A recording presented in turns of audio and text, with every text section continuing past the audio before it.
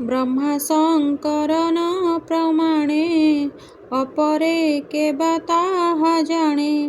वासुकी अयुत बदने समर्थ नहे गुण गाने।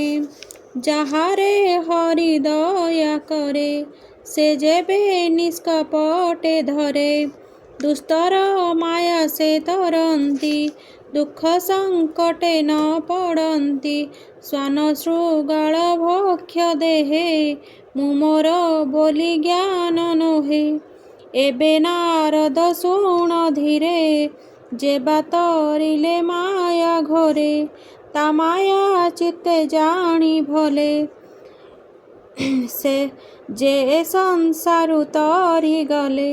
मुहि जानई माया तार तू जानू जानई शंकर। प्रहलाद जाने अंतर्गते मनुजे कुटुंब सहिते। प्राचीन बहिर्भुवंग ध्रुव इक्ष्वाकु मुचुकुंद। विदेह सौम्य सुत गाधी रघु अम्बरीश सुबुद्धि।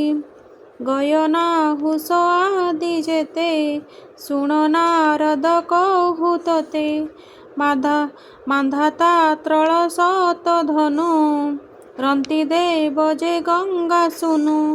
अमृत रय जे सौभरी दिलीप उत्तंक जे बळी। शिवी देवल पिप्ललाद सारस्वत संगे उद्धव। जे पराशर मु भूरि सेण रावण भ्रात हनुमान।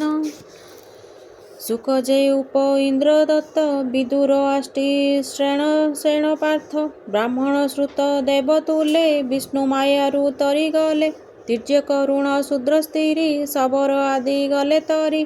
कृष्णर रूपे मन जार किबा कहिबा गति तार। अद्भुत कर्म जे ताहार जे भावे नाही परापर। ता भक्ति शिक्षा अटे जार सेहि तरंती माया घर। नित्य प्रशांत से निर्भय प्रबोध मात्र जार देह। से शुद्ध सर्व घटे सम रूप रूप पर धाम। शब्द न पारे जाहा कही अनेक क्रिया जोग बही। जार सम्मुखे भगवती लाजे पलाई शिरपोती। जे ब्रह्म ज्ञानी मुनि गणे जाहा स्मरती अनुक्षणे। निज स्वरूप तार चिंती परम पुरुष बोलंती। अजस्र सुख जे से विशोके नाही जाहार रूपरेख। जाहार पाद दृढ़ चित्ते जोगी धारणा अंतर्गते। भावी छाड़ती सर्वताप इंद्र न खोले जह्ने कूप। से हरि कैवल्य नाथ भाव स्वभाव ए जगत। कराए सर्वदेहे बसी समाधि स्वभाव प्रकाशी। देह वियोग काले देही गगन प्राय शून्य रही। तेणे ताहार संघ नाही जन्म मृत्यु तार काहीं। हे पुत्र कहिली मु तोते हरि महिमा भावी चित्ते। सत असद रूप सेहि अशेष माया रूप बही। करई आत्मा खेल लीला तार चरित भव बेला। ए भागवत धर्म जेते गोविंद कहिथिले मोते। ए सर्व संग्रहर मूल अशेष धर्म यज्ञ फल। लीला विस्तारी कह मुखे सुजन जनकर सुखे। जेमंते प्राणींकर चित्ते कृष्ण विषय विरते। जेमंते नासे शोक मोह इति संकल्पी जातात कह। बनिली ईश्वरर माया से शुणे जारे तार दया। माया न लागे तार चिते जे शुणे गुणे अविरते।